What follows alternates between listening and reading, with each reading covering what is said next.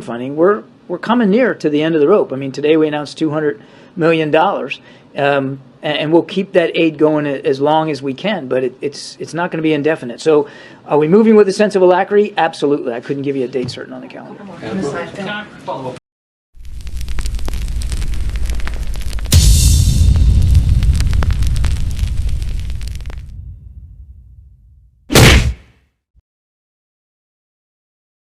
President Zelensky was described by New York Times as clearly anxious about the war in Israel and its propensity to divert attention and weapons from Ukraine in its struggle against Russia. But even before the Israeli-Palestinian war, there was a strong sense in Europe that the world had reached peak Ukraine. First is the prospect of Donald Trump being re-elected in Washington, who has clearly stated that he would end the war in Ukraine. From the day I took over, but from the night I won, and I called two people. You know the two people are? Putin, right? You know who Putin is? And Zelensky. And I'd say, we're gonna meet. And I guarantee I could work that out. I guarantee. I know exactly what I'd say, by the way, I know exactly. I tell one guy this, and I tell one guy that, and I say, you better make a deal. We would have a deal made in 24 hours. Second is the election of a pro-Kremlin leader in Slovakia, Robert Fico. And third is the recent beef between Zelensky and Ukraine's biggest ally, Poland. Żadnego uzbrojenia na Ukrainę z tego względu, że my teraz sami się broimy w najnowocześniejszą broń.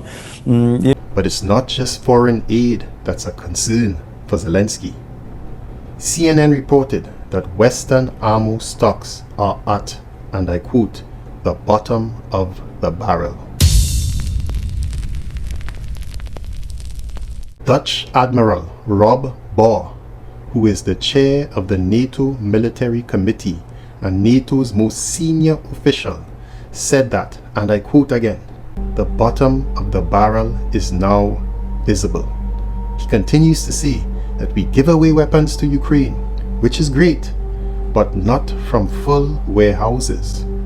We started to give away from half full or lower warehouses in Europe, and those stores are now running low.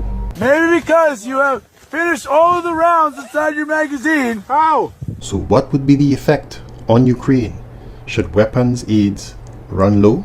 Well, Sky News interviewed Mark Kansian from the Center for Strategic and International Studies, CSIS, who said that while such a cutback may not immediately affect Ukraine's battlefield capabilities, it will likely result in Ukraine having to ration its military output, and in worst-case scenarios, frontline troops will be in constant danger of being overrun and forced to wait until an enemy is seen to fire, rather than targeting areas they are thought to be ahead of a direct confrontation.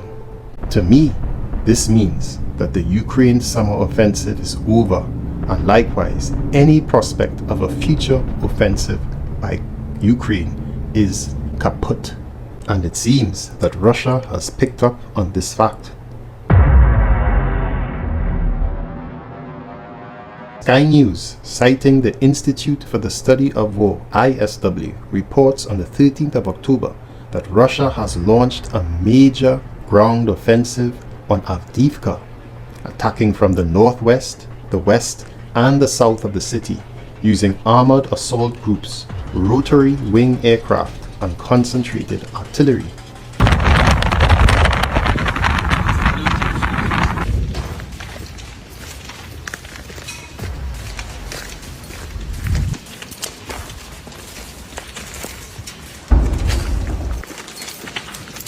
This is considered to be a major attack, as Russia is carrying out assaults on 10 to 12 different directions with, and I quote, an unusually high number of armored vehicles. So, as Ukraine falls further down the list of American priorities, in comes the new girl.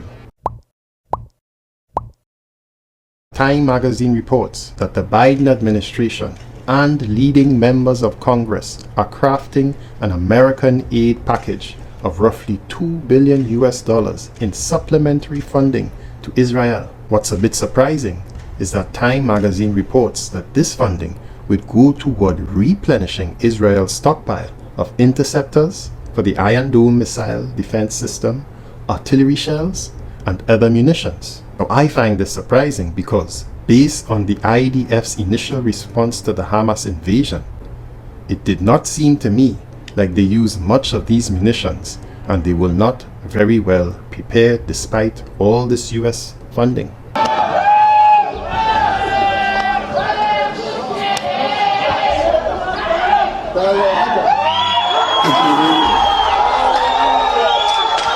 It is also surprising because, according to USA Facts, the US has committed over $3.3 billion in foreign aid to Israel in 2022 alone, 99.7% of which went to Israel's military.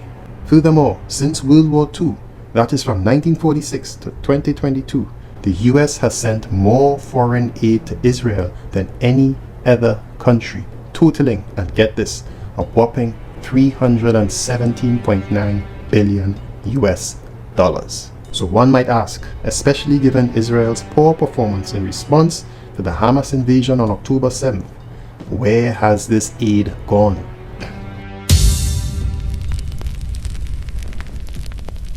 Well, at the beginning of this year, the New York Times reported that the Pentagon, and get this, had tapped into its vast but little known stockpile of American ammunition in Israel to help meet Ukraine's dire need for artillery shells in its war against Russia.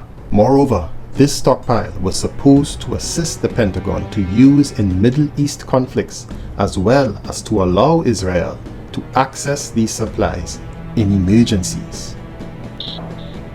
So, one must ask, did the Hamas have knowledge of this? Hence, the unique timing of their very sophisticated invasion? On October 7th, during Shabbat, the military wing of Hamas launched a rocket strike on Israeli territory. Militants captured checkpoints and advanced towards Sderot and Ofakim, taking the border garrisons by surprise. That might be one for the philosophers. So where are we now with Israel's alleged ground invasion to avenge the Hamas?